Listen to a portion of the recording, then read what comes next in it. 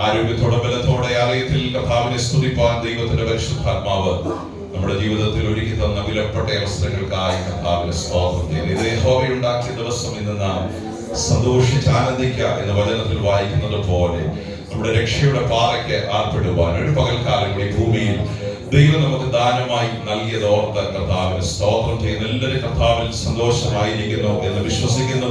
കഴിഞ്ഞ ദിവസങ്ങളിലൊക്കെ നമ്മെ ജയോത്സവമായി നടത്തിയ ആ സർവശക്തനായ ദൈവത്തിന് നന്ദി പറയുവാൻ ഇന്ന് പകലും നമ്മെ യോഗ്യരാക്കി തീർത്ത കർത്താവിന്റെ വിശ്വസ്തതയ്ക്കായി ദൈവത്തിന് സ്തോത്രം ചെയ്യുകയാണ്. ദൈവസന്നിധിയിൽ ആരാധനയ്ക്ക് വരുന്ന ഒരു ദൈവഭക്തന്റെ ജീവിതത്തിൽ നിറയേണ്ട ഒരേ ഒരു വികാരം നന്ദി മാത്രമാണ്. ഉയരത്തിൽ നിന്ന് നമ്മെ ഇന്നയോളം നിലനിർത്തിയ കർത്താവിന് നന്ദി പറയാൻ എത്ര കഴിയുമോ, ദൈവത്തിന്റെ സ്തോത്രം അത് എത്ര പ്രകടിപ്പിക്കാൻ കഴിയുമോ, ദൈവത്തിന്റെ സ്തോത്രം അതാണ് ആരാധന എന്ന് പറയുന്നത്.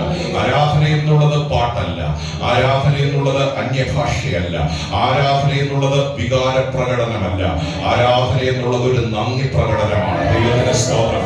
ആ നന്ദിയിൽ പാട്ടുകൾ ഉണ്ടാകാം, ആ നന്ദിയിൽ അന്യഭാഷയുണ്ടാകാം, ആ നന്ദിയിൽ കണ്ണുനീരുണ്ടാകാം, ആ നന്ദിയിൽ കയ്യടി ഉണ്ടാകാം, ആ നന്ദിയിൽ ദൈവത്തിന്റെ സ്തോത്രം നൃത്തം ചെയ്ത് ആരാധിക്കുന്ന അനുഭവങ്ങൾ ഉണ്ടാകാം. പക്ഷെ അതൊരു നന്ദി പ്രകടനമാണ്, ഒരു നന്ദി പ്രകടനമാണ്.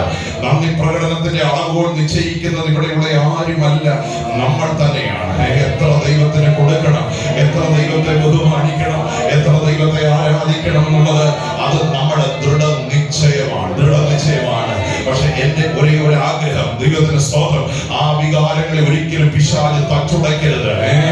ദൈവത്തിന്റെ സ്തോത്രം. ആരാധനയുടെ പുതിയ തലങ്ങളിലേക്ക് ഈ ദിവസങ്ങൾ ദൈവത്തിന്റെ ആത്മാവ് നമ്മളെ കരം പിടിച്ച് നടത്തട്ടെ എന്ന് ഞാൻ ആത്മാർത്ഥമായി ദൈവസന്നിധിയിൽ പ്രാർത്ഥിക്കുന്നു. കർത്താവേ, ഓരോ ദിവസവും കർത്താവിന്റെ സന്നിധിയിൽ വരുമ്പോൾ ഏറ്റവും ശ്രേഷ്ഠമായ നന്ദി ദൈവത്തിന് അർപ്പിക്കുവാൻ ഹല്ലേലൂയ എന്നെ ഒരുക്കണമേ എന്ന് നമ്മൾ ആത്മാർത്ഥമായി ദൈവസന്നിധിയിൽ പ്രാർത്ഥിക്കണം. കഴിഞ്ഞ ചില ദിവസങ്ങൾ ഉപവാസത്തോടെ ദൈവത്തിൽ വേറിട്ടിരിപ്പാൻ ദൈവം നമ്മെ ഇടയാക്കി.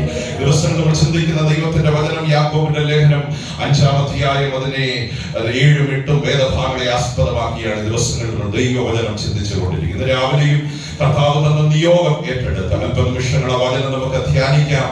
ആ വേദഭാഗം വായിച്ച് കർത്താവിനെ മഹത്വം. യാക്കോബിന്റെ ലേഖനം 5-ാം അധ്യായം അതിന്റെ 7ഉം 8ഉം വാക്യങ്ങൾ ശബ്ദമുയർത്തി ആരെങ്കിലും വായിച്ച് സഹായിക്കും. എന്നാൽ സഹോദരന്മാരെ, കർത്താവിന്റെ പ്രത്യക്ഷത വരെ ദീർഘക്ഷമയോടിരിപ്പീൻ.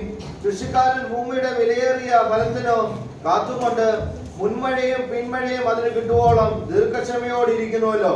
നിങ്ങളും ദീർഘക്ഷമയോടിരിപ്പീൻ. നിങ്ങളുടെ ഹൃദയം സ്ഥിരമാക്കുകയും കർത്താവിന്റെ പ്രത്യക്ഷത സമീപിച്ചിരിക്കുന്നു. കർത്താവിന്റെ പ്രത്യക്ഷത സമീപിച്ചിരിക്കുന്നു.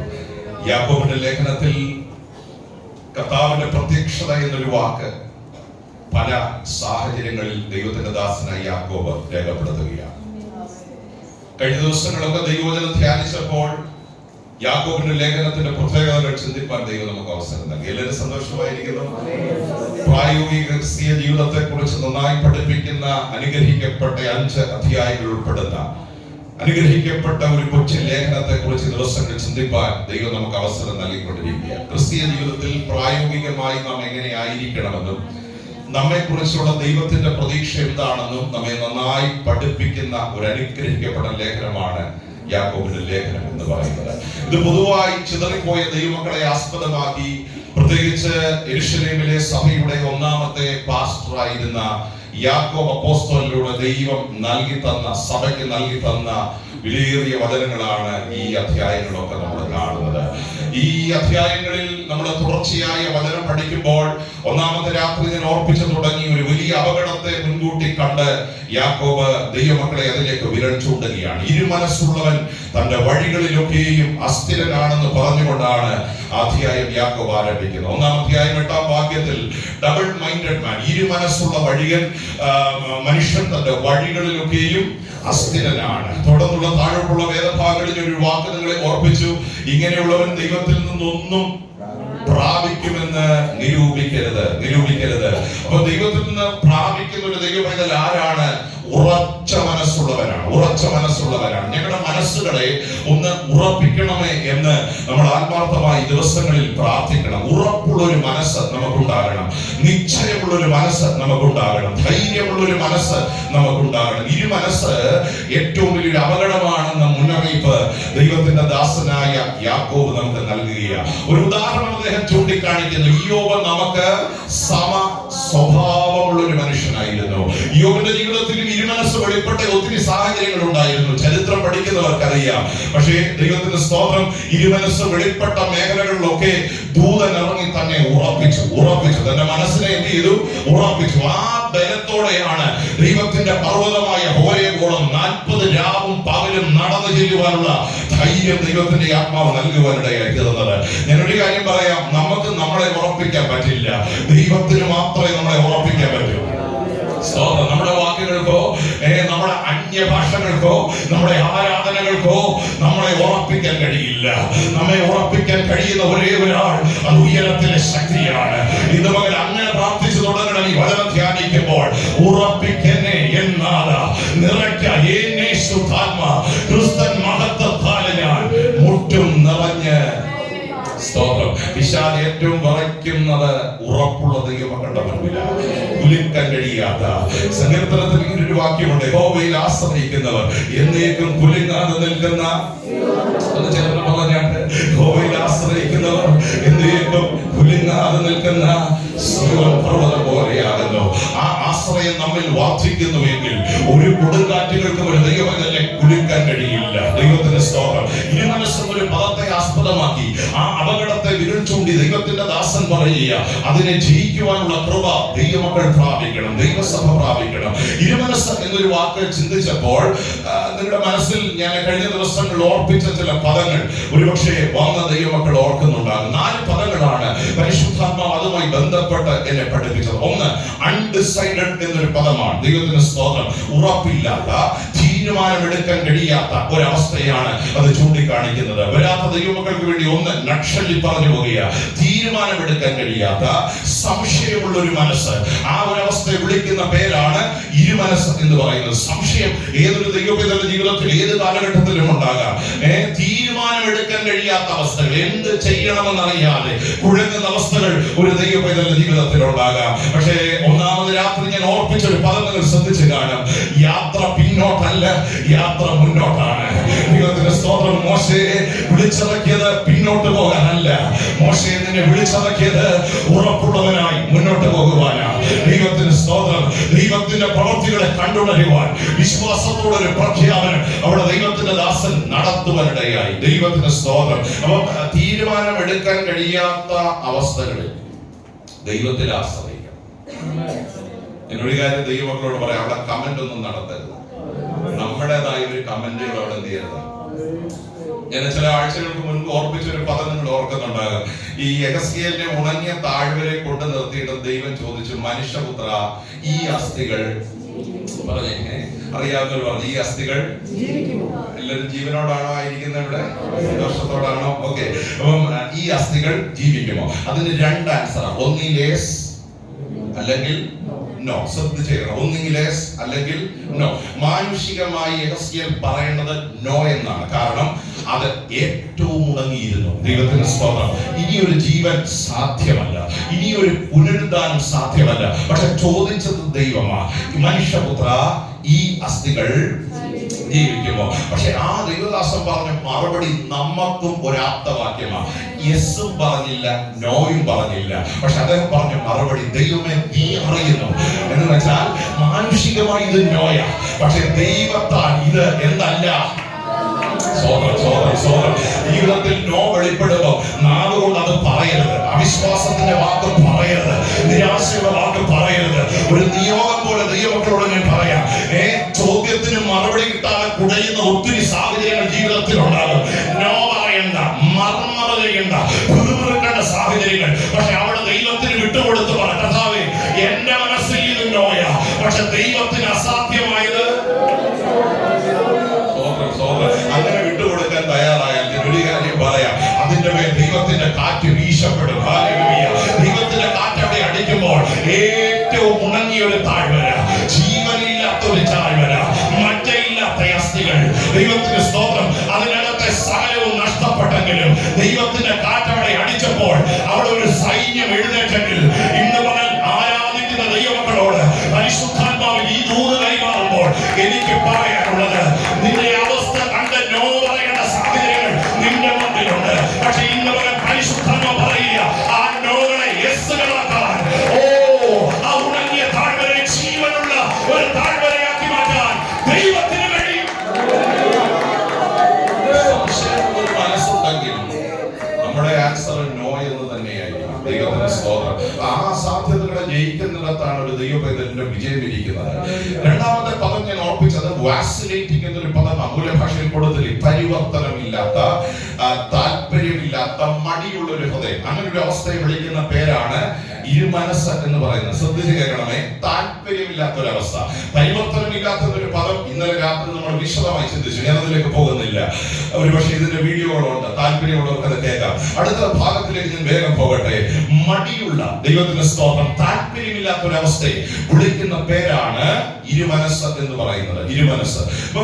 നമ്മുടെ ജീവിതത്തിലും താല്പര്യമില്ലാത്ത ഒത്തിരി അവസ്ഥകൾ ജീവിതത്തിൽ ഉണ്ടാകും. മടി പിടിക്കുന്ന, മടി എന്നൊരു പദത്തെക്കാൾ ബൈബിൾ ഉപയോഗിക്കുന്ന ഒരു പദം മടുപ്പ് എന്നൊരു പദമാണ്. രണ്ട് പദങ്ങളും രണ്ടാണ്. ശ്രദ്ധിച്ച് കേൾക്കണമേ. മടി എന്ന് പറയുന്നതും മടുപ്പ് എന്ന് പറയുന്നതും എന്താണ്? രണ്ടവസ്ഥകൾ. അത് സാമ്യമുള്ള പദങ്ങളാണെങ്കിലും അത് വിവേചിച്ച് മക്കൾ പഠിക്കണം. മടി എന്ന് പറയുന്നത് മനുഷ്യന്റെ ജീവിതത്തിലുള്ള ഒരു സ്വഭാവ ഗുണമാണ്. അല്ലെ? നമുക്കെല്ലാം എന്തുണ്ട്? അത് മനുഷ്യന്റെ ഒരു സ്വഭാവ ഗുണമാണ്. പ്രസംഗിക്കുന്ന എനിക്ക് പോലും എന്തുണ്ട്? മടിയുണ്ട്. പക്ഷെ മടുപ്പ് ഒരു സ്വഭാവ ഗുണമല്ല, അതൊരു പൈശാചിക വ്യാപാരമാണ്. സ്തോത്രം. തണുപ്പൊക്കെ രാവിലെ എഴുന്നേക്കാൻ നമുക്ക് എന്തുവാ പറയുന്നില്ലല്ലോ. നമുക്ക് എന്തുണ്ട്? ഇനി അത് കൂടും അല്ലേ? നമുക്ക് എല്ലാവർക്കും എന്തുണ്ട്? സ്തോത്രം. അത് ഒരു മനുഷ്യന്റെ സ്വഭാവ ഗുണമാണ്. അതൊരു അപകടമല്ല, അത് തിരുത്തിയാൽ മതി. പക്ഷെ മടുപ്പ് അതൊരു പൈശാചിക വ്യാപാരം. സ്തോത്രം. എന്താ മടുപ്പ്? ദൈവസന്നിധിയോട് അടുത്ത് വരാൻ കഴിയാതെ നമ്മെ അകറ്റുന്നത് എന്തോ, ആ അവസ്ഥയെ വിളിക്കുന്ന പേരാണ് മടുപ്പ്. ഈ മടുപ്പ് വരുത്തുന്നതിന്റെ പിന്നിൽ ഒരു പൈശാചിക ശക്തി വ്യാപരിക്കുന്നു. ഇതിനെ ആത്മാവിൽ ജയിക്കണം. രാജാൻ എടുത്ത് പ്രാർത്ഥന പറഞ്ഞൊരു ഭാഗമുണ്ട്, മടുത്തു പോകാതെ പ്രാർത്ഥിക്കണം. ശ്രദ്ധിച്ചായിരുന്നു? ലൂക്കോസിന്റെ സുവിശേഷത്തിൽ എഴുതിയിരിക്കുന്ന അനുഗ്രഹിക്കപ്പെട്ട വാക്കാണ്, എടുക്കണ്ട. മടുത്തു പോകാതെ എന്ന് വെച്ചാൽ മടുപ്പ് എപ്പോഴാ വരുന്നത്? പ്രാർത്ഥനയുള്ള ബന്ധത്തിലെ വാക്കവിടെ ഉപയോഗിച്ചിരിക്കുന്നത്. മടുത്തു പോകാതെ പ്രാർത്ഥിക്കണം എന്ന് വെച്ചാൽ പ്രാർത്ഥന ഇല്ലെന്നല്ല, പ്രാർത്ഥനയുണ്ട്. ദൈവപൈതൽ അല്ലെന്നല്ല, ദൈവപൈതല. ദൈവത്തോട് ബന്ധമില്ലെന്നല്ല, ബന്ധമുണ്ട്. പക്ഷേ ജീവിത സാഹചര്യങ്ങളിൽ മുന്നോട്ട് പോകുമ്പോൾ നമുക്ക് എന്തുണ്ടാകും?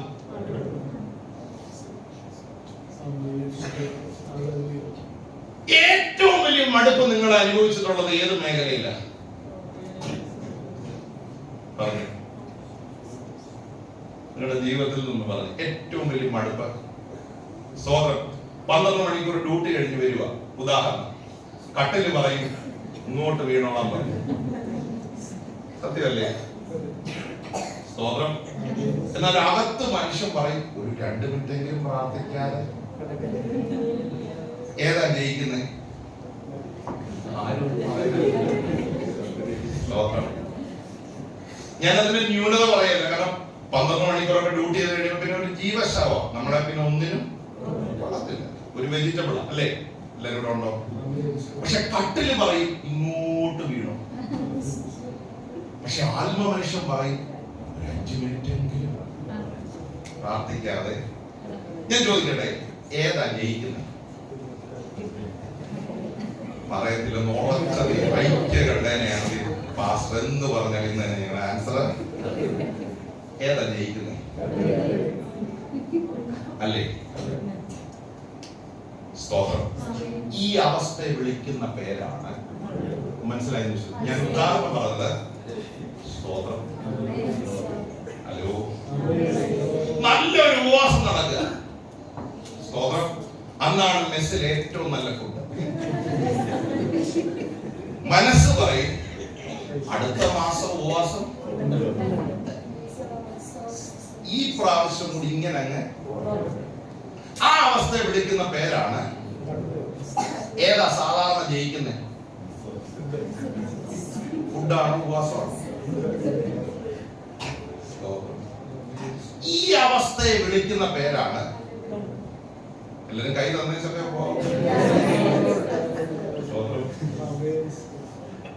മടുപ്പ്. മനസ്സിലായോ?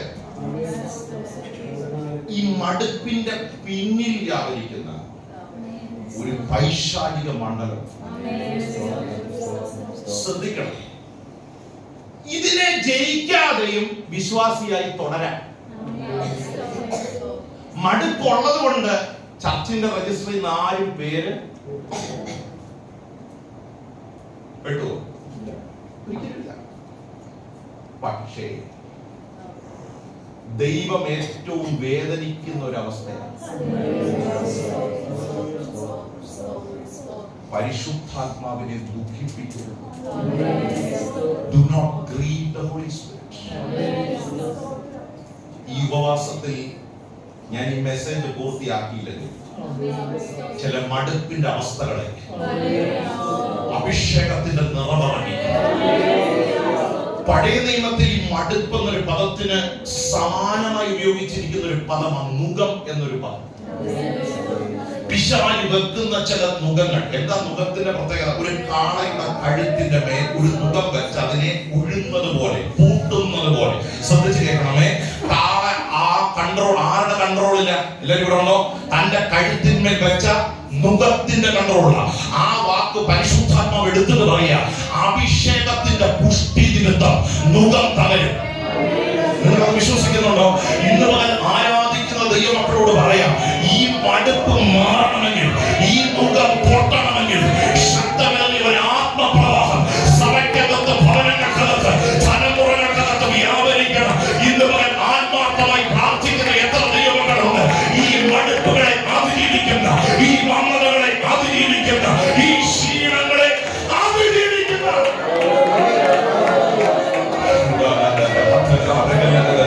ഒരു ആത്മീയ മുന്നറിയിപ്പായി ചില ദൈവമക്കളോട് വിരച്ചൂടി ഇന്ന് മുതൽ ദൈവത്തിന്റെ ആത്മ പറയാ, നീ അതിനെ ജയിച്ച പറ്റൂ, നീ അതിനെ ജയിച്ച പറ്റൂ. വേറെ ഒരു ഓപ്ഷൻ ഇല്ല, വേറെ ഒരു ഓപ്ഷൻ ഇല്ല. ഇന്ന് പകൽ ആത്മനിയോഗമുള്ള ദൈവമക്കൾ പറയട്ടെ, എന്നെ മടിപ്പിക്കുന്ന, എന്നെ പുറകോട്ട് വലിക്കുന്ന പൈശാചിക വ്യാപാരങ്ങളെ ഈ ദിവസങ്ങളിൽ ജയിച്ച് ഒരു ആത്മാവികളുടെ മുന്നേറ്റത്തിനായി എന്റെ ദൈവത്തിന്റെ ആത്മാവെ എന്നെ ഒരുക്കണമെന്ന്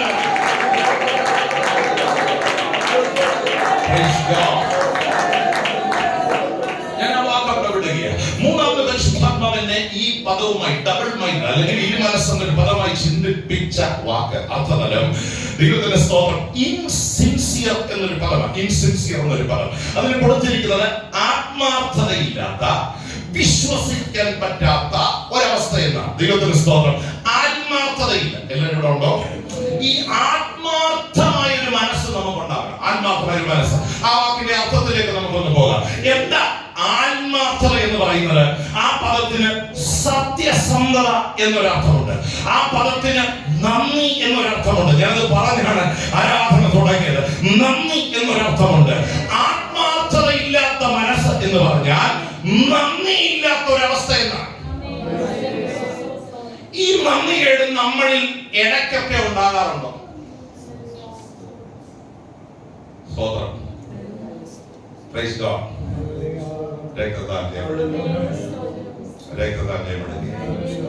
ഞാനൊന്ന് വിശദീകരിക്കാം.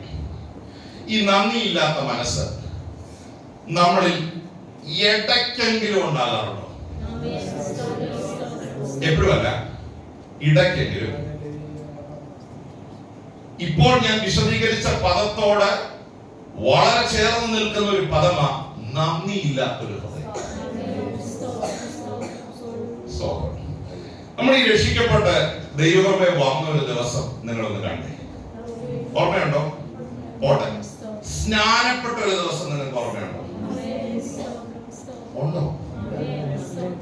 ഉണ്ടോ? പ്രസംഗം തീരണ്ടേ? നിങ്ങൾ സഹകരിച്ചാലും തീരുന്നു. ഉണ്ടോ? അന്ന് നിങ്ങൾ ആരാധിച്ച ആരാധനയുടെ സന്തോഷം നിങ്ങൾ ഓർക്കണം. അന്ന് കത്തുമേശ എടുത്തത് എങ്ങനെയാന്ന് ഓർക്കുന്നുണ്ടോ? ഒരു പകുതി കുനിയ ആണോ? ഇച്ചിരെങ്കിലും ഈ സ്നാനപ്പെട്ട സമയത്ത് കുനിയാൻ ഒരു മടി. എന്റെ രക്ഷക, എൻ ദൈവമേ, നിന്നിലായ നാൾ ഭാഗ്യമേ, ഭാഗ്യനാൾ.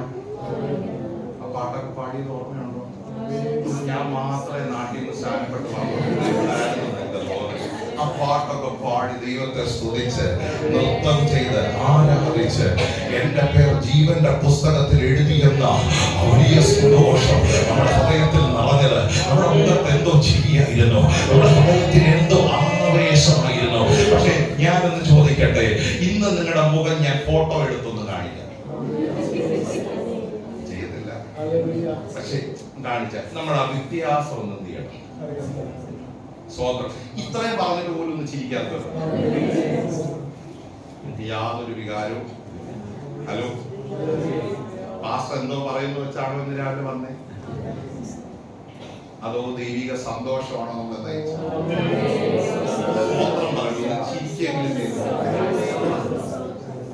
ചിരിച്ചിട്ട് മുന്നോട്ട് പോകുന്നു? ചിരിക്കെങ്കിലും ചെയ്യുന്നു. ഹൃദയത്തിലെ സന്തോഷം ഒന്ന് പുറത്തേക്ക്.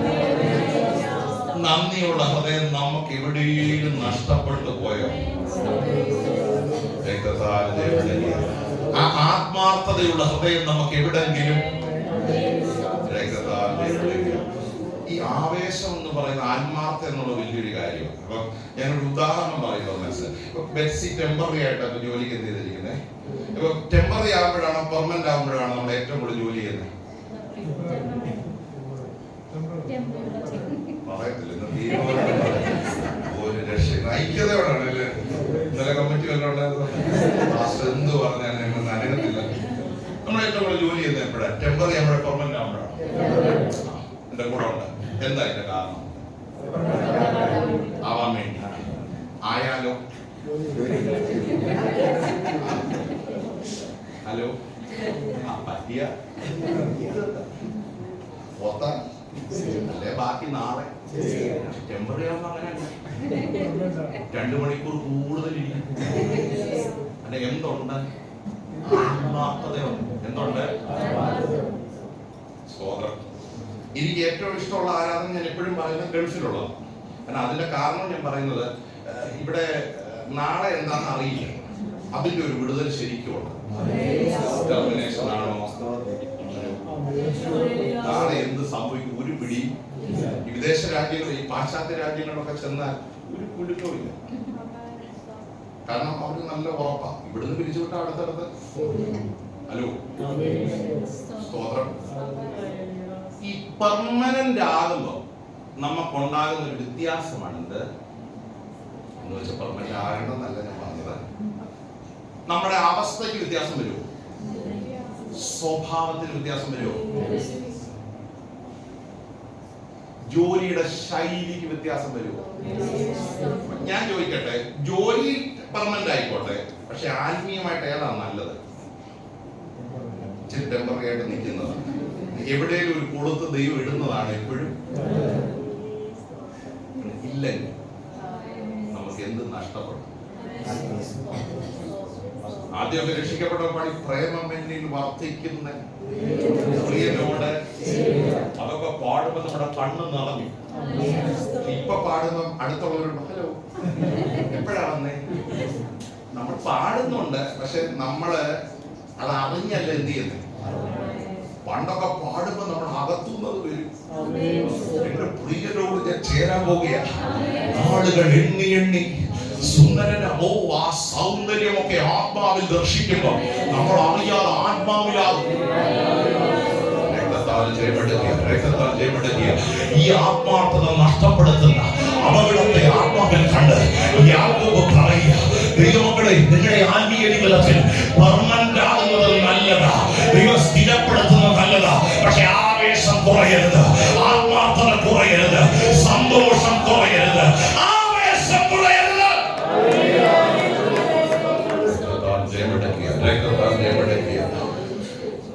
അവിടെ ഉപയോഗിച്ചിരിക്കുന്ന ഒരു പദം, ഇൻസിൻസിയർ എന്നൊരു പദത്തിന് കൊടുത്തിരിക്കുന്ന ഒരു അർത്ഥം വിശ്വസിക്കാൻ പറ്റാത്തതല്ല. വിശ്വസിക്കാൻ എന്ത് ചെയ്തില്ല? ഹലോ, ഈ പണ്ട് കാലാവസ്ഥ പ്രവചനം പലപ്പോഴും നമ്മൾ കേട്ടിട്ടുണ്ട് ടിവിയില്. മഴ പെയ്യാനും പെയ്യാതിരിക്കാനും നിങ്ങൾ കേട്ടിട്ടുണ്ടോ? രണ്ടിനും സാധ്യതയുണ്ട്. ഇതുപോലെ സ്തോത്രം, ഈ വാക്കിനെ അവിടെ വ്യാഖ്യാനിക്കുമ്പോൾ ദൈവത്തിന്റെ ദാസനായ യാക്കോബ് പറയുക, വിശ്വസിക്കാനും വിശ്വസിക്കാൻ പറ്റാത്തതുമായ സാഹചര്യം ഒരു ദൈവത്തിന്റെ ജീവിതത്തിൽ. സ്തോത്രം, എല്ലാവരും ഉണ്ടോ? ചില നാളുകൾക്ക് മുമ്പ് ഞാനൊരു സഭയിൽ ചെന്നപ്പം ഒരു ദൈവാസിനെ പ്രസംഗിച്ചുകൊണ്ടിരിക്കുക. ഞാൻ അവിടെ ചെന്ന് താഴെ ഇരിക്കുക, ശുശ്രൂഷയൊന്നും ആയിട്ടില്ല, പാസ്റ്റൊന്നും ആയിട്ടില്ല. ഞാനിവിടെ ഇങ്ങനെ ആ ദൈവദാസന്റെ മെസ്സേജ് ഒക്കെ കേട്ടോണ്ടിരിക്കുമ്പോൾ ഈ കർത്താവിന്റെ വരവിനെ കുറിച്ചും കർത്താവിന്റെ വരവിങ്കൽ ആരൊക്കെ എടുക്കപ്പെടും എന്നുള്ളതിനെ കുറിച്ചൊക്കെ ദൈവാസിനെ എന്ത് ചെയ്യുക, പ്രസംഗിച്ചുകൊണ്ടിരിക്കുക. അപ്പൊ കർത്താവിന്റെ വരവിങ്കൽ ആരൊക്കെ പോകുമെന്നുള്ള നിയോഗത്തോടെ ആ ദൈവദാസൻ ഇങ്ങനെ ആഹ്വാനം ചെയ്ത് സംസാരിക്കുമ്പോൾ സ്തോത്രം, എനിക്ക് ഒത്തിരി ആവേശം തോന്നി. ആ മെസ്സേജ് ഒക്കെ കഴിഞ്ഞു, എല്ലാവരെയും അത് സ്പർശിച്ചു. ആഹാരമൊക്കെ കഴിച്ചുകൊണ്ടിരിക്കുമ്പോൾ ഞാനിവിടെ കഴിച്ചുകൊണ്ടിരിക്കുക. ഈ ആ സഭയിലെ ലോക്കൽ പാസ്റ്റർ ഈ ഉപദേശിയുമായി സംസാരിക്കുമ്പോൾ, വന്ന പാസ്റ്ററുമായി സംസാരിക്കുമ്പോൾ ഈ ലോക്കൽ ചർച്ചിലെ പാസ്റ്റർ പറഞ്ഞു, പാസ്റ്ററെ, എന്റെ സഭയിൽ ഇത്രയും വിശ്വാസികളുണ്ടെങ്കിലും 2 പേര് പോകുമെന്നുള്ള കാര്യത്തിൽ എനിക്ക് എല്ലാ ഗ്യാരണ്ടിയും ഉണ്ട്. പക്ഷെ ബാക്കിയുള്ളവരുടെ കാര്യത്തിൽ ഹലോ എന്നിട്ട് പറഞ്ഞു, ആ 2 പേര് ഇപ്പൊ കാഹളം ധരിച്ചാൽ സ്വർഗത്തിൽ എടുക്കപ്പെടുന്നുള്ള കാര്യത്തിൽ എനിക്ക് പൂർണ്ണ ഗ്യാരണ്ടിയാണ്. പക്ഷെ ബാക്കിയുള്ളവരുടെ കാര്യത്തിൽ എനിക്ക് എന്തില്ല. അതിനെ വളരെ ചിന്തിപ്പിച്ചു. വിശ്വസിക്കാനും ഹലോ ഹോളിലാണോ എന്ന് ചോദിച്ചാൽ, സ്തോത്ര കാഴ്ച ഇടുന്നുണ്ടോന്ന് ചോദിച്ചാൽ, ദശാംശം പക്ഷെ ഞാൻ ആദ്യം കൊടുക്കും, നല്ല കാര്യം.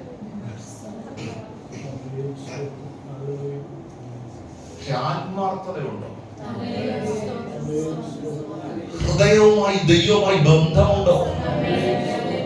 ഞാൻ ഒരു കാര്യം കൂടെ ചോദിക്കട്ടെ, ദൈവത്തിന് നിങ്ങളെ വിശ്വസിക്കാൻ പറ്റുമോ?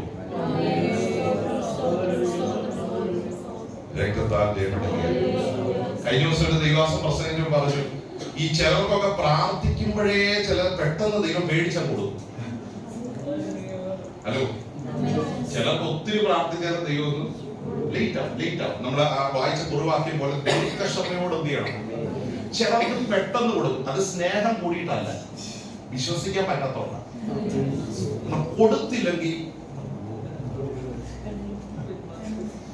മോഹം മാറും, രീതി മാറും, ശൈലി മാറും. ഹലോ, ദൈവാസം എന്നുള്ളത് ഞാൻ ചോദിക്കട്ടെ, ദൈവത്തിന് നിങ്ങളെ വിശ്വസിക്കാൻ പറ്റുമോ? നിങ്ങൾ ദൈവത്തെ വിശ്വസിക്കുന്നുണ്ടോന്നല്ല ചോദ്യം, വേറെ ശ്രദ്ധിക്കണേ. നിങ്ങൾ ദൈവത്തെ വിശ്വസിക്കുന്നുണ്ടോന്നല്ല, വിശ്വസിച്ചത് കൊണ്ട് ഇന്ന് രാവിലെ എല്ലാവരും വന്നേ.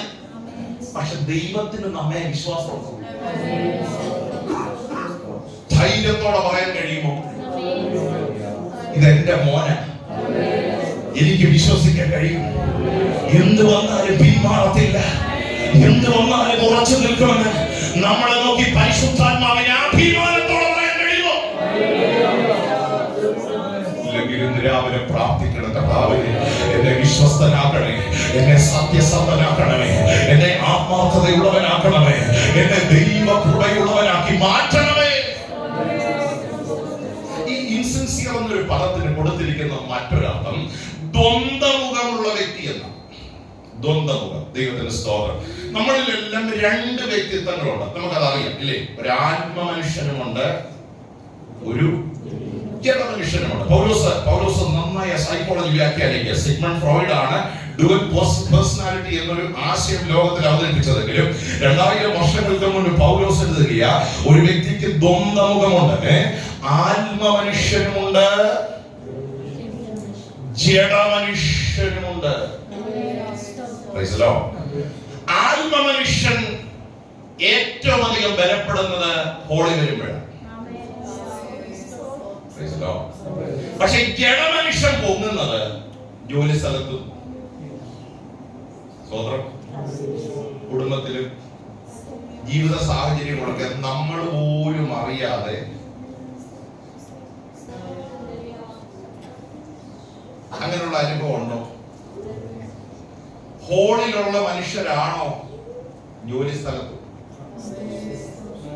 വീട്ടിലും ആ സന്തോഷമൊക്കെ പോയത്? ഇവിടെ പറയുന്ന വാക്ക് തന്നെയാണോ അവിടെ പറയുന്നത്? ഇവിടെ ഉള്ള മുഖമാണോ അവിടെ ഉള്ള?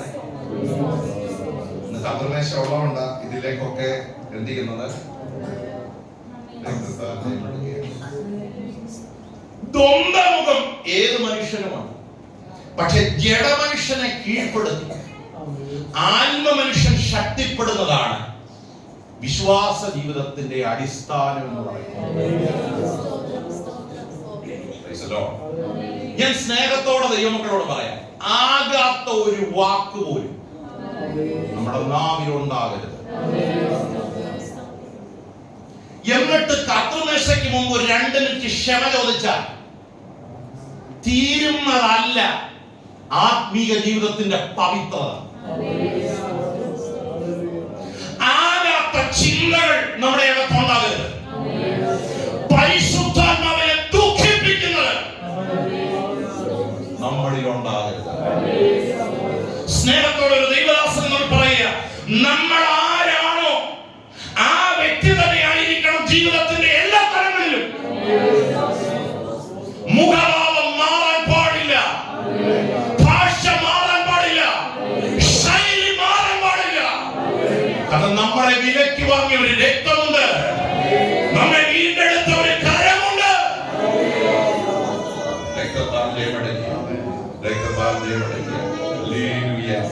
ഞാൻ എപ്പോഴും ഓർക്കും, പണ്ട് കുറ്റം ചെയ്യരുത്, പാപം ചെയ്യരുത്, വ്യഭിചാരം ചെയ്യരുത്, കള്ളം പറയരുത്, വ്യാജം പറയരുത്, പരദൂഷണം പറയരുതെന്നൊക്കെ കൺവെൻഷനിൽ പ്രസംഗിച്ചാൽ മതിയായിരുന്നു. ഹലോ, പക്ഷെ ഇന്ന് സഭയിൽ പ്രസംഗിക്കേണ്ട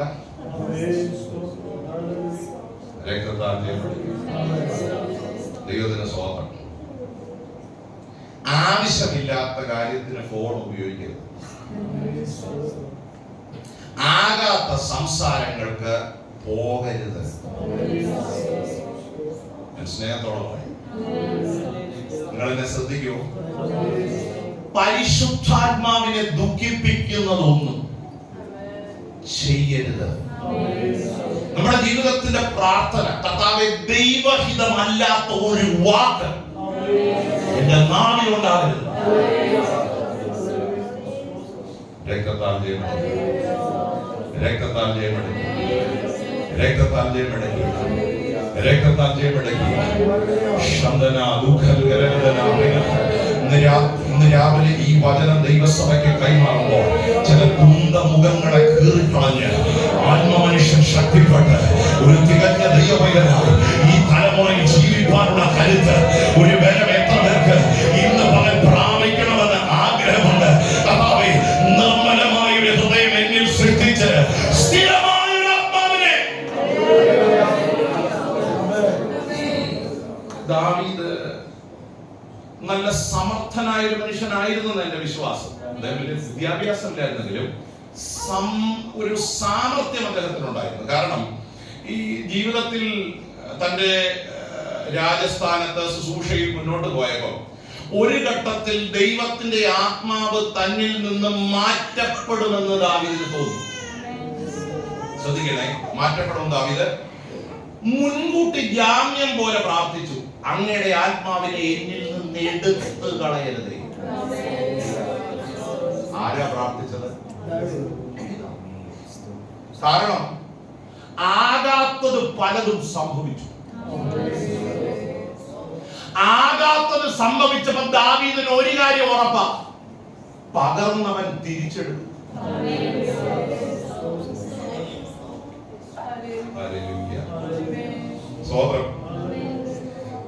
എനിക്ക് പലപ്പോഴും തോന്നാറുണ്ട്, നമുക്ക് നഷ്ടപ്പെട്ടു എന്ന് പലപ്പോഴും നമുക്ക് ബോധ്യം വരാത്തൊരു കാര്യം നമ്മുടെ അഭിഷേകം തന്നെ. നിങ്ങൾക്ക് അങ്ങനെ തോന്നിയിട്ടുണ്ടോ? നമുക്ക് തോന്നത്തില്ല ഇത് പോയെന്ന്. ഹലോ, ദലീലയുടെ മടി കിടക്കുമ്പോഴും ഒരാൾക്ക് ഉറപ്പുണ്ട്, എന്റെ അകത്ത് എന്തുണ്ട്? ശ്രദ്ധിക്കണേ, എന്റെ അകത്ത് എന്തുണ്ട്? സ്വതം. ഈ വെള്ളിയാഴ്ച അന്യഭാഷ പറഞ്ഞാൽ അപ്പൊ നമുക്ക് ഉറപ്പാ എന്ത് പോയില്ല. ഇന്ന് ഗായക സംഘം ആരാധനയിൽ നമ്മെ നയിച്ചപ്പോഴും കൈയടിച്ചായിരുന്നു. അപ്പൊ നമുക്ക് ഉറപ്പുണ്ട് എന്ത് പോയില്ല. അഭിഷേകം പോയാലും അന്യഭാഷ പറയാമോ?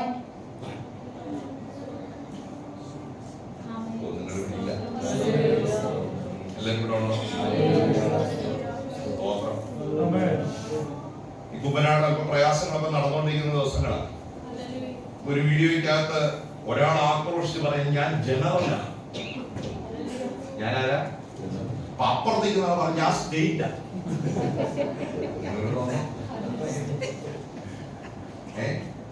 പണ്ടൊക്കെ നമ്മൾ ആരാന്ന് പറയുമായിരുന്നു, ദൈവമക്കളാണെന്നും അഭിഷേകം പ്രാപിച്ചവർ. ഇത് പറയുന്നത് രണ്ട് ഉപദേശിമാരാണ്. എന്നെ പോലെ മുന്നിൽ നിൽക്കുന്ന എനിക്കൊരു കാര്യം മനസ്സിലായി, അഭിഷേകം പോയാലും പ്രസംഗിക്കാം. എന്റെ കാര്യം പറയുമ്പോൾ സന്തോഷമായിക്കോട്ടെ. ചിരിക്കുന്ന പോലും ഇല്ലല്ലോ. അഭിഷേകം പോയാലും കർത്തൃമേശ നടത്താം. അഭിഷേകം പോയാലും പ്രബോധിപ്പിക്കാം. അഭിഷേകം പോയാലും അന്യഭാഷ പറയാം. അഭിഷേകം പോയാലും ആരാധിക്കാം. നമ്മൾ പോലും അതറിയില്ല.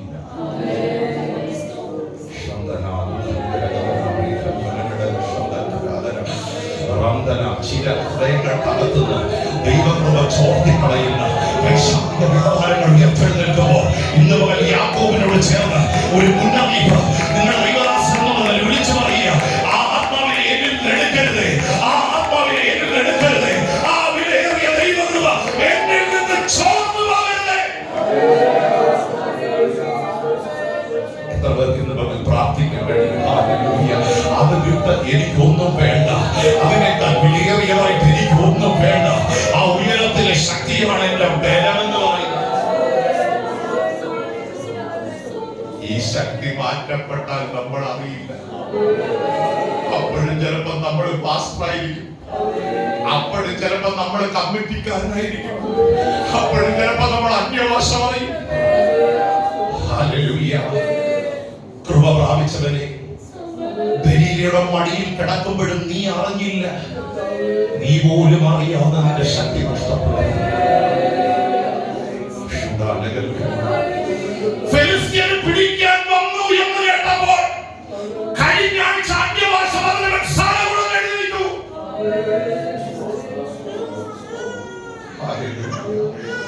പിടിച്ചു കെട്ടാൻ കഴിയുമെന്നുള്ള ബലത്തോടാ, ധൈര്യത്തിന് ഒരു കുറവും ഉണ്ടായില്ല. ഹലോ, പക്ഷേ ഒന്ന് പ്രതികരിക്കാൻ പോലും കഴിയില്ല. പുതിയ കയറുകൊണ്ട് ഫെലിസ്ത്യർ അവനെ പിടിച്ച് കണ്ണ് കുത്തി പൊട്ടിച്ചു. രക്തത്തെ മെടുക്കുക, രക്തത്തെ മെടുക്കുക.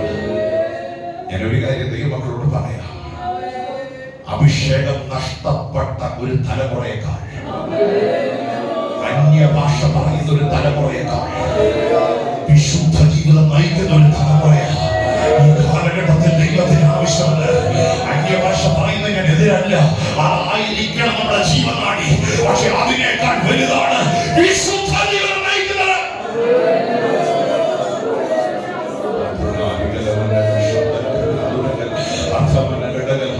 ദ്വന്ദ്മുഖം വേണ്ട, ദ്വന്ദ്മുഖം വേണ്ട. ഇരു മനസ്സ് നമുക്ക് വേണ്ട. മറ്റൊരു മനുഷ്യൻ നമ്മൾ ഉയരാൻ ദൈവമേ അനുവദിക്കരുത്. എന്റെ ആത്മ മനുഷ്യൻ ശക്തിപ്പെട്ട് ഞാൻ പുതുക്കം പ്രാപിച്ച് ഒരു പുതിയ നിറവിനാൽ നിറയപ്പെട്ട് ഈ ദിവസങ്ങളിൽ ക്രിസ്തുവിൽ എന്നെ ഒരു പുതിയ മനുഷ്യനാക്കി.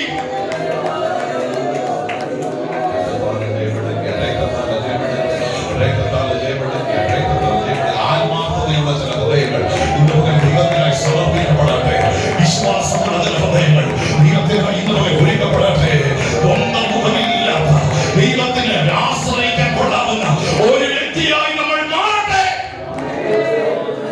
ദൈവമക്കളോട് പറയണം, ആകാത്തതൊന്നും നമ്മുടെ ജീവിതത്തിൽ ഉണ്ടാകരുത്. അവിടെ ഉപയോഗിക്കുന്ന മറ്റൊരു പദം ഹിപ്പോക്രാറ്റ് എന്നൊരു പദമാണ്. ഇരുമനസ് എന്നൊരു പദത്തിന് ഹിപ്പോക്രാറ്റ്. ആ പദത്തിന്റെ അർത്ഥം കാപട്യമുള്ള ഒരു മനസ്സാണ്. കാപട്യമുള്ള ഒരു മനസ്സ്. ഈ പാപിനിയായ ഒരു സ്ത്രീയെ യേശുവിന്റെ മുന്നിൽ ഒരിക്കൽ കൊണ്ടുവരുന്നവരുടെ ചിന്ത ഈ സ്ത്രീയെ കല്ലെറിയണം. അത് ന്യായപ്രമാണം. എല്ലാവരുടെയും കയ്യിൽ എന്തുണ്ട്? അല്ലുണ്ട്. യേശുവും അങ്ങനെ പറയുമെന്നാണ് ധരിച്ചത്. പക്ഷേ കർത്താവ് അവരോട് പറഞ്ഞ വാക്ക് നമുക്കറിയാം, നിങ്ങളിൽ പാപമില്ലാത്തവൻ.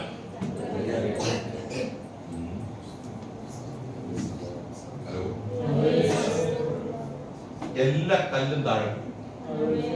കാരണം അതിന് യോഗ്യതയുള്ള ഒരാൾ പോലും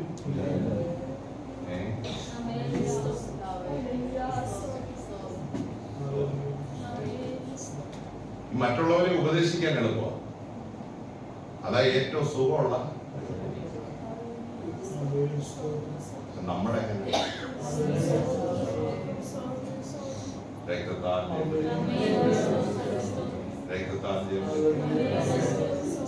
നമ്മളതിന് വില്ലിങ് ആണോ?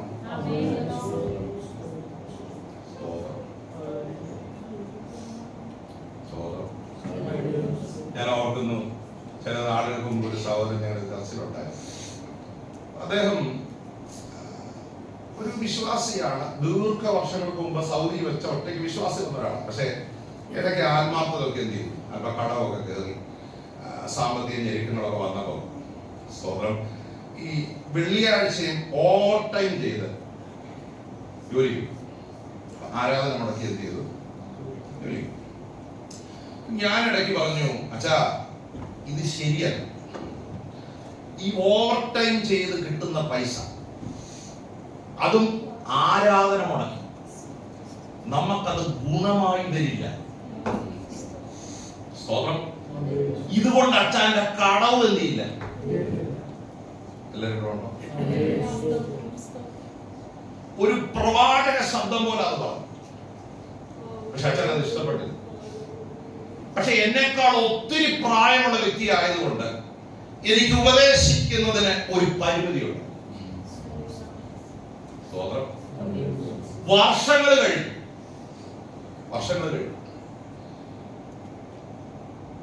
കടം മാറിയില്ലെന്ന് മാത്രമല്ല, ഇപ്പോഴും അച്ഛൻ എന്ത് ചെയ്തുകൊണ്ടിരിക്കുക. ഏറ്റവും വലിയ പ്രശ്നം ഇപ്പൊ വന്നത്, പിതാവ് 4 തവണ യോഗം മുടക്കുമെങ്കിൽ സ്വന്തം മോൻ 8 തവണ എനിക്ക്.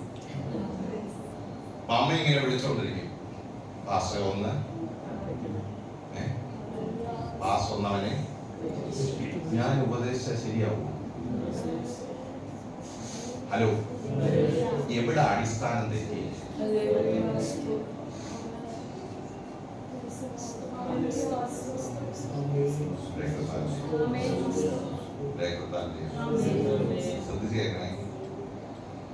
നമ്മളിൽ ഇത് വന്നാലേ നമ്മുടെ തലമുറകളിലേക്ക് ഇത് വ്യാപിക്കും. നിന്റെ വല്യമ്മച്ചിയിൽ ഉണ്ടായിരുന്ന വിശ്വാസം നിന്റെ അമ്മയിലേക്ക് വന്നു. അത് നിന്നിലും ഉണ്ടെന്ന്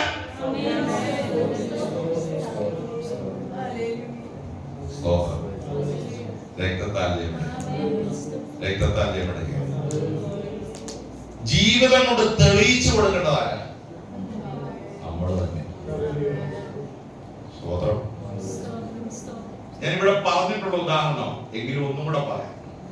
ഈ ഞങ്ങളെ പ്രസംഗശാസ്ത്രം പഠിപ്പിച്ച ഒരു ദൈവദാസി, ഒരു കർത്താവിന്റെ ദാസിയ, ഒരു സഹോദരി, അനുഗ്രഹിക്കപ്പെട്ട ദൈവദാസി. ആ ദൈവദാസി പ്രസംഗശാസ്ത്രം, ഹ്യൂമനിറ്റിക്സ് ഇങ്ങനെ ബൈബിൾ കോളേജിൽ പഠിപ്പിച്ചുകൊണ്ട് വന്നപ്പോൾ ചോദിച്ചു, നിങ്ങളുടെ വിശ്വാസികൾ നിങ്ങളെ അനുസരിക്കാൻ എന്തോ ചെയ്യണമെന്ന് ചോദിച്ചു. സ്തോത്രം. എന്ന് വെച്ചാൽ നിങ്ങൾ ആഗ്രഹിക്കുന്നത് വിശ്വാസികളെല്ലാം നല്ലപോലെ ആരാധിക്കണം, കൈയടിക്കണം, സ്തോത്രം പറയണം, അന്യഭാഷ പറയണം, ആത്മാവിൽ ജീവിക്കണം. എല്ലാവരും ഇവിടെ ഉണ്ടോ? നിങ്ങൾ അതിന് എന്തോ ചെയ്യണം. ഇപ്പൊ കണ്ണു തുറന്ന ഒരാൾ ആരാധനയ്ക്ക് നിന്നാൽ നിങ്ങൾ എന്ത് ചെയ്യും? എന്ത് ചെയ്യും? ചോദ്യം. അപ്പൊ ശുശ്രൂഷയ്ക്ക് ഞാൻ ഇറങ്ങി കഴിഞ്ഞാ പഠിച്ചത്. ഈ പല അഭിപ്രായങ്ങൾ അതിനകത്ത് വന്നു. വരട്ടും, ഹലോ, വഴക്ക് പറയും, പേടിപ്പിക്കും, ഇങ്ങനെ പല ആൻസർ. പക്ഷെ ആ ദേവദാസിക്ക് ഇതൊന്നും കൺവിൻസിംഗ് ആയിട്ട് തോന്നിയില്ല. ഈ പറഞ്ഞ ആൻസർ ഒന്നും എന്റെ കൂടെ ഉള്ളോ ഒരു സാറ്റിസ്ഫൈങ് ആൻസറോടെ വന്നില്ല. അവസാനം സുല്ലിട്ട നമ്മൾ പറയും ക്രിസ്മസ് തന്നെ, നമുക്ക് എന്ത് ചെയ്തില്ല അറിയില്ല. അപ്പൊ ക്രിസ്മസ് തന്നെ ആൻസർ പറഞ്ഞു, നിങ്ങൾ വരട്ടാനും പോണ്ട, നിങ്ങൾ നോക്കി പേടിപ്പിക്കാനും പോണ്ട, ഉപദേശിക്കാനും പോണ്ട, നിങ്ങൾ അങ്ങ് കണ്ണടച്ചാൽ.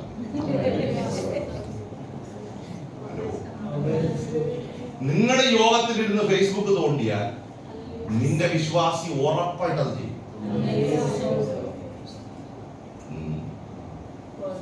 ഹലോ, നിങ്ങൾ പ്രാർത്ഥിക്കുമ്പം കണ്ണും തുറന്ന് പല ബിസിനസ്സിൽ ഏർപ്പെട്ടാൽ നിങ്ങളുടെ വിശ്വാസി അത് തന്നെ. പക്ഷെ മാതൃക കാണിക്കണം. ആരാധനയും പ്രാർത്ഥനയും എങ്ങനെ ആയിരിക്കണമെന്ന് അതെന്നെ ഭയങ്കരമായിട്ട് ടച്ച് ചെയ്യും. അന്ന് ഞാൻ തീരുമാനിച്ചൊരു കാര്യമാണ്, ആരാധനക്കിടയ്ക്ക് ഓവർസിയർ വന്നാൽ അവിടെ വന്നിരുന്നോളൂ. അത് കഴിയുമ്പോൾ മുന്നിൽ വിളിച്ച നമ്മൾ ആരെ ആരാധിക്കുന്നു? നമ്മൾ ആർക്കാ ബഹുമാനം കൊടുക്കുന്നത്? നമ്മൾ ആരെ ഉയർത്തുന്നത്? ഇവിടെ മറ്റൊരാൾക്ക് സ്ഥാനമില്ല. അത് എത്ര വലിയ ആള് വന്നാലും രക്തത്താൽ ജയമെടുക്കുക. ഇവിടെ ഉന്നതനും മീതെ ഒരു ഉന്നതനായി ഇറങ്ങി വന്നിരിക്കുന്നു. ശ്രേഷ്ഠനായ തേജോമയനായ ആരാധ്യനായ സകല നാമത്തിനും മേലായ നാമമുള്ള ഒരു രാജാവാണ് നമ്മുടെ മധ്യത്തിൽ ഇറങ്ങി വന്നിരിക്കുന്നത് എന്ന ഒരു ബോധ്യം. ഒരു കാര്യം പറയാം, ഈ മാതൃക നമ്മുടെ കുഞ്ഞുങ്ങൾക്ക് നമ്മൾ കാണിച്ചു. നിങ്ങൾ പ്രാർത്ഥിക്കുന്നത് അവർ കാണണം, നിങ്ങൾ ആത്മാവിൽ ആരാധിക്കുന്നത് അവർ കാണണം, നിങ്ങൾ വചനം വായിക്കുന്നത് അവർ കാണണം, നിങ്ങൾ വിശുദ്ധത്തിൽ നയിക്കുന്നത് അവർ കാണണം. ഞാൻ സ്നേഹത്തോടെ പറയാം, വീട്ടിൽ കുഞ്ഞുങ്ങളുടെ മുമ്പിൽ ഇരുന്ന് ആരുടെ കുറ്റം പറയരുത്.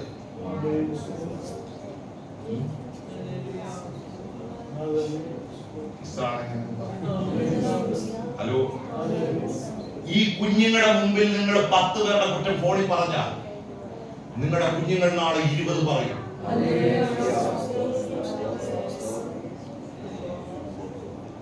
കൈ തന്നിട്ട് പോയി എല്ലാവരും കൂടെ ഉണ്ടോ? അന്തരീക്ഷമൊക്കെ പോയി. സ്തോത്രം. പക്ഷെ ഞാൻ ഇന്നലെ പറഞ്ഞല്ലോ, ദൂത് മാറ്റത്തില്ല.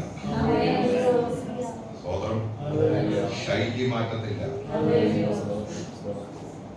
ഞാൻ ഈ കൺവെൻഷനൊക്കെ പ്രസംഗിക്കാൻ തുടങ്ങിയപ്പോൾ ഒരു കൺവെൻഷൻ പ്രാസംഗികനായിരുന്ന ഒരു ദൈവമനുഷ്യൻ എന്നെ ഉപദേശിച്ചെന്നും പറഞ്ഞത്. അദ്ദേഹം പറഞ്ഞു, ഒരു കൺവെൻഷൻ പ്രാസംഗികനാണ് നമുക്ക് കിട്ടുന്ന ഒരു ബഹുമാനം വളരെ വലുത്. ഒരു ലോക്കൽ പാസ്റ്റർക്കാളൊക്കെ വളരെ വലുത്. നല്ല ഫുഡ് കിട്ടും, ഹലോ, നല്ല ഡ്രസ്സ് കിട്ടും, പിന്നെ ഒരു എഴുന്നേൽ ഭയങ്കര ബഹുമാനമായിരിക്കും. കാരണം നമുക്ക് കിട്ടുന്ന റെസ്പെക്ട് ഭയങ്കര. എന്നിട്ട് അദ്ദേഹം പറഞ്ഞു, മോനെ, ഇതൊക്കെ സത്യമാണെങ്കിൽ നീ ഒരു കാര്യം ഓർത്തോ, നീ വെറും ഒരു പാരറ്റാണ്, നീ വെറും ഒരു തത്തയാണ്.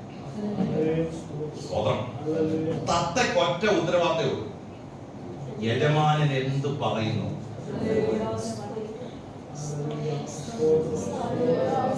You are just a parrot. തത്തയോട് ഗുഡ് മോർണിംഗ് പറഞ്ഞാൽ ഉള്ളോ കേരളത്തിൽ പറഞ്ഞേ. തത്തയോട് പറഞ്ഞാൽ തത്ത തിരിച്ചെത്തി എന്ന് പറഞ്ഞു, മോനെ, ഏത് സ്റ്റേജിൽ നിൽക്കുമ്പോഴും ഓർത്തോണം, you are just a parrot. യജമാനൻ പറയുന്നത് അതുപോലെ പറയാനുള്ള അധികാരമേ നിനക്കുള്ളൂ. ഒരു വാക്ക് കൂട്ടാനോ ഒരു വാക്ക് കുറയ്ക്കാനോ നിനക്ക് എന്തില്ല. ഞാൻ ഒരു കാര്യം ദൈവമക്കളോട് പറയാം, ജീവിതം തന്നത് ദൈവമാണ്, ആരോഗ്യം തന്നത് ദൈവമാണ്, ആയുസ് നൽകിയത് ദൈവമാണ്, ശ്വാസം നൽകിയത് ദൈവമാണ്, അകത്തേക്ക് ജീവശ്വാസം ഊതിയത് ദൈവമാണ്. നമുക്കൊരു ഉടമസ്ഥനുണ്ട്, നമുക്കൊരു ഉത്തരവാദിയുണ്ട്. ഇന്ന് പകല കർത്താവിന്റെ മുമ്പിൽ നിൽക്കുമ്പോൾ ധൈര്യത്തോടെ നിൽക്കാൻ എത്ര പേർക്ക് കഴിയും? കർത്താവേ, വിശുദ്ധ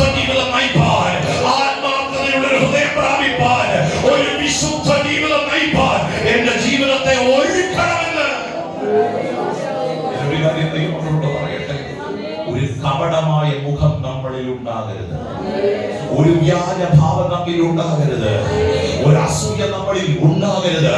പിശാച് ജയമെടുക്കുന്ന ഒരു മേഖല നമ്മിൽ ഉണ്ടാകരുത്. ഏതെങ്കിലും മേഖലകൾ ഉയർന്നു വന്നാൽ അത് തെറ്റല്ല, പക്ഷെ പെട്ടെന്ന് അതിനെ ജയിക്കാനുള്ള ഒരു കൃപ നമ്മൾ എന്ത് ചെയ്യണം?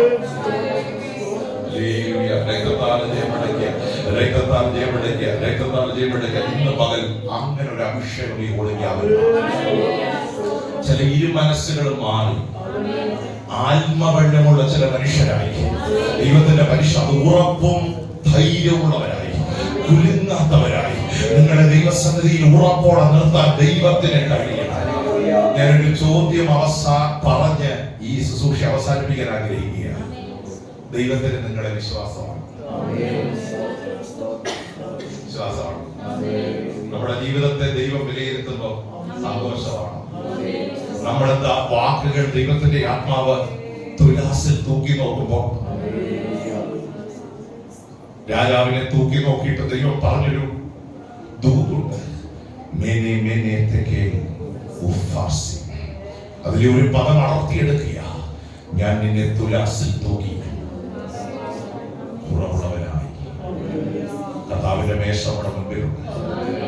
നമുക്കൊന്ന് പറയാം, വിശ്വസ്തതയുള്ള നിർവ്യാജ മനസ്സുള്ള ദൈവത്തിന് വിശ്വസിക്കാൻ പറ്റിയ കപടമില്ലാത്ത ദ്വന്ദ്മുഖമില്ലാത്ത നിർമ്മലമായ ഒരു ഹൃദയം എനിക്ക് തരണമെന്ന് എല്ലാ കണ്ണുകളും അടച്ച് ഒരു നിമിഷം എന്റെ മകൻ ദൈവത്തോട് പ്രാർത്ഥിക്കട്ടെ. കർത്താവേ, അങ്ങനെ ഒരു ആത്മീയ ജീവിതത്തിൽ ഉടമകളായി ഈ തലമുറയിൽ ഞങ്ങളെ തീർക്കണമെന്ന് എത്ര പേർക്ക് പ്രാർത്ഥിക്കാൻ കഴിയും? ഹല്ലേലൂയ. ജഡത്തിൽ വന്നുപോയ കന്മഷങ്ങളെല്ലാം ഇന്ന് പകൽക്കാലം സ്വർഗ്ഗം പോക്കി ശുദ്ധീകരിച്ച് ഒരു വിശുദ്ധ ജീവിതം നയിക്കാനുള്ള കൃപ വരും ദിവസങ്ങളിൽ വചനപ്രകാരം ആത്മനിയോഗ പ്രകാരം നിർമ്മലതയോടെ ജീവിപ്പാൻ കർത്താവേ ഞങ്ങളെ ഒരുക്കണമെന്ന് എത്ര പേർക്ക് ഇന്ന് പകൽ പ്രാർത്ഥിക്കാൻ? എനിക്കറിയില്ല എത്ര പേർക്ക് ഇന്ന് പകൽ ഈ ദൂത് ഏറ്റെടുക്കാൻ കഴിയും. കഴിഞ്ഞ 3 ദിവസം കേട്ട വചനം എത്രമാത്രം ഉൾക്കൊള്ളാൻ നിങ്ങൾക്ക് കഴിഞ്ഞുവെന്ന് എനിക്കറിയില്ല. പക്ഷെ ഇന്ന് പകൽ ദൈവം ആഗ്രഹിക്കുന്ന ഒരു കാര്യം, പരമാർത്ഥ ഹൃദയത്തോടെ ദൈവത്തെ സേവിക്കുക. പ്രിയരെ, തീരുമാനമെടുക്കാൻ കഴിയാതെ കുഴങ്ങുന്ന, മനസ്സുകൊണ്ട് തളർന്നു പോകുന്ന ഒത്തിരി സാഹചര്യങ്ങൾ ജീവിതത്തിൽ ഉണ്ടാകും. പക്ഷെ എന്നെ ഉറപ്പിക്കണമേ എന്ന് എത്ര പേർക്ക് പകൽ ദൈവസന്നിധിയിൽ പ്രാർത്ഥിക്കട്ടെ. ഹല്ലേലൂയ. അവർ മാത്രം ദൈവത്തോടൊന്ന് പ്രാർത്ഥിക്കട്ടെ. കർത്താവേ, എന്റെ ആത്മാർത്ഥത കുറഞ്ഞു പോകാതെ, ദൈവസ്നേഹം കുറഞ്ഞു പോകാതെ, ദൈവഭക്തി കുറഞ്ഞു പോകാതെ കർത്താവിനോട് ചേർന്ന് നിൽപ്പാനുള്ള ഒരു കൃപ ഈ ദിവസങ്ങളിൽ എന്നെ മേൽ പകരണം. ഹല്ലേലൂയ. നമുക്ക് ആരെ പോലെ ആകണം? യേശുവെ പോലെ ആകണം. ആ ദൈവസ്നേഹം നമ്മിൽ വ്യാപരിക്കണം. ദൈവ മക്കളായി നമ്മൾ തീരണം. ജഡത്തിന്റെ പ്രവൃത്തികളിൽ രാഗമോഹങ്ങളോടുകൂടി ഉരിഞ്ഞു കളയണം. വിശുദ്ധ ജീവിതത്തിന് ഉടമകളായി നമ്മെ തീർക്കണം. ആ വചനത്തിന് മുൻപിൽ സമർപ്പിക്കാൻ പ്രാർത്ഥിക്കണം.